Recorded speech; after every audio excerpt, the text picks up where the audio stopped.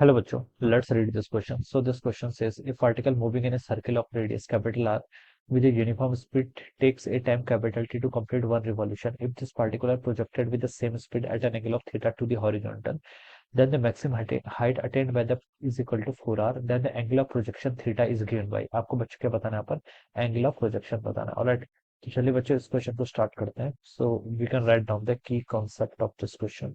इस क्वेश्चन का देखिए बच्चों की कॉन्सेप्ट आप क्या लिख सकते हैं. आपका देखिए ये आपका ना बेसिकली प्रोजेक्टाइल मोशन पर बेस्ड प्रॉब्लम है. प्रोजेक्टाइल मोशन से बेटर आप टू डायमेंशन मोशन लिखेंगे तो वो ज्यादा और बेटर रहेगा. ठीक है, 2D मोशन पर बेस्ड प्रॉब्लम है क्योंकि सर्कुलर मोशन भी 2D होता है और प्रोजेक्टाइल मोशन भी क्या होता है आपका 2D होता है. ठीक है, तो देखिए बच्चों पहले बोल रखा है पार्टिकल आपका सर्कल में मूव कर रहा है जिसके रेडियस आर के इक्वल है with a uniform speed and takes a time capital T to complete one revolution. तो देखिए बच्चों यहाँ से मैं क्या बता सकता हूँ, जो इसकी स्पीड होगी वो किसके इक्वल होगी, इसकी टोटल डिस्टेंस इसने 2 पाई ट्रेवल किया और कितना टाइम लगा टी के इक्वल. ठीक है, तो ये आपने यहाँ पर से v निकाल दिया. ठीक है, जितनी इन्फॉर्मेशन गिवन कर रखी है ये सर्कुलर पाथ में मूव कर रहा है जिसके रेडियस आर है. तो एक रिवॉल्यूशन में टोटल कितना डिस्टेंस ट्रेवल करेगा 2 पाई आर के इक्वल.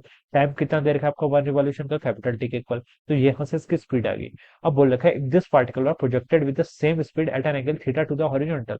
अगर हम इस पार्टिकल को किसी एंगल थीटा से क्या कर रहे हैं प्रोजेक्ट कर रहे हैं विद स्पीड v से. ठीक है, तो उसका पाथ कुछ इस तरीके से होगा. This will be the path. Alright, तो मुझसे बोला गया कि the maximum height attained is equal to 4r. Maximum height जो आपकी एच मैक्स होती है बच्चों वो आपको 4r के इक्वल दी हुई है. ठीक है बच्चों, मैक्स का फॉर्मूला क्या होता है प्रोजेक्टाइल मोशन में, ये होता है देखिए आपका यू स्क्वायर वाई. ठीक है, डिवाइडेड बाय आपका कितना होता है 2g के इक्वल होता है. ठीक है, ये आपका फॉर्मूला होता है जिसको हम ऐसे भी लिख सकते हैं यू आई मतलब वाई एक्सिस का लॉन्ग. ठीक है, जैसे v है, v के दो कंपोनेंट आएंगे ना, एक कंपोनेंट यहाँ पर आपका v cos थीटा आ जाएगा, एक कंपोनेंट यहाँ पर कितना रहेगा आपका v sin थीटा. तो वाई एक्सिस का लॉन्ग जो स्पीड होती है. ठीक है, यहाँ पर u नहीं बच्चों v है, तो ठीक है तो v square sine square theta divided by 2g.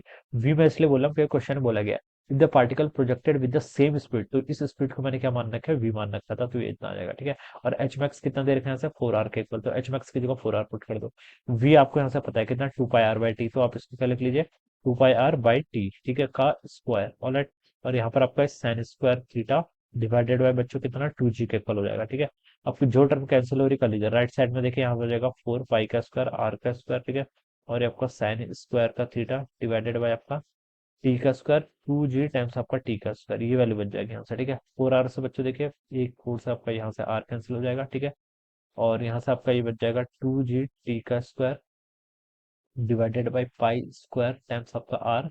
ये आपका कितना हो जाएगा साइन स्क्वायर थीटा, ये वैल्यू आपकी साइन स्क्वायर थीटा की वैल्यू हो जाएगी. ठीक है, और यहाँ से आप लिख सकते हैं देखिए साइन थीटा. साइन थीटा देखिए कितना आएगा आपका, साइन थीटा हो जाएगा देखिए आप यहाँ से लिख लीजिए साइन थीटा कितना होगा 2g टी का स्क्वायर, सिर्फ अंडर रूट ही लेना है. ठीक है, पाई स्क्वायर आर की पावर आपकी 1/2 हो जाएगी. ठीक है, ये हो जाएगा.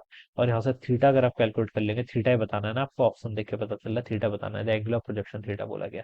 तो थीटा हो जाएगा sine inverse of 2g capital T divided by pi square R की पावर आपकी 1/2. तो ये इसका आंसर हो जाना चाहिए. This should be the final answer. ये क्या होगा इस क्वेश्चन का आपका फाइनल आंसर. तो उसको देखिए बच्चों अगर मैच कर लो तो थीटा जो साइन इनवर्स 2g, ये टी का स्क्वायर है, सॉरी यहाँ पर टी का स्क्वायर था नहीं. ठीक है, मैंने यहाँ पर नहीं लिखा, बस 2g टी का square divide by pi square. ठीक है, ये तो ठीक है, थर्ड ऑप्शन उससे मैच कर रहा है. ठीक है, तो C third option will be the right answer of this question. So I hope you all understood this concept. All the best and thank you so much.